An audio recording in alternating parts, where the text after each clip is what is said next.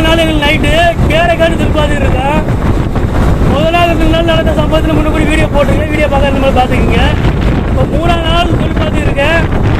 நான் என்ன இருந்தேன்னா கேரைக்காண்டி கேரை பிடிக்கிறதுக்கு உண்டான மேலே உள்ள கட்டை, அதாவது மேலே பிடிக்க வரும் இந்த கட்டை. இந்த கட்டை வந்து தண்ணியுடைய மேல் பகுதியில் ஒரு பாவம் இந்த மாதிரி விட்டு வரும். இந்த மேற்கட்டையை நான் போட்டுக்கிறேன். நம்மளுடைய உதவியாளர்லாம் இப்போ என்ன பண்ணுறாங்கன்னு உங்களுக்கு காட்டுறேன். அப்படியே உங்களுக்கு பேக் கேமரா போட்டு காட்டுறேன். மொத்தமாக 5 பேர் கடலுக்கு வந்தோம்.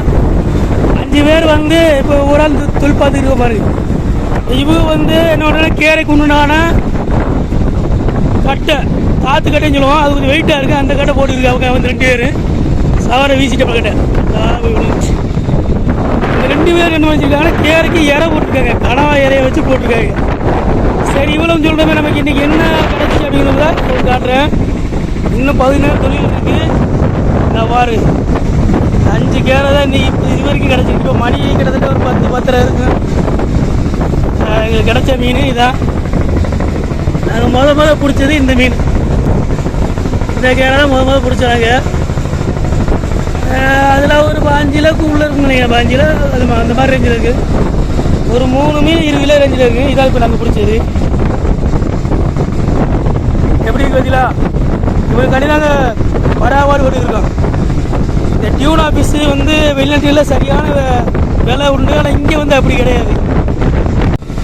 இதே மீன் வெளிநாடாக இருந்தால் அதோடைய விலையே வேறு.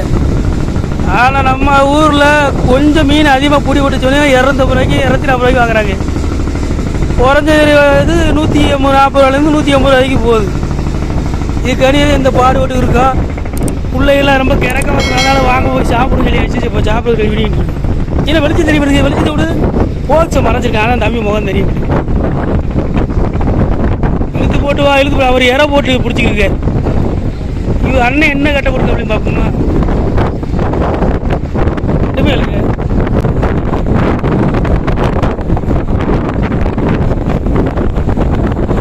இன்னும் தான் கட்ட வருதா? உங்க கட்டையை கட்டுதாப்பா. எங்க தலைவர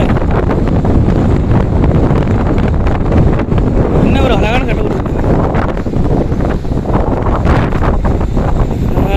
இதான் அண்ணன்.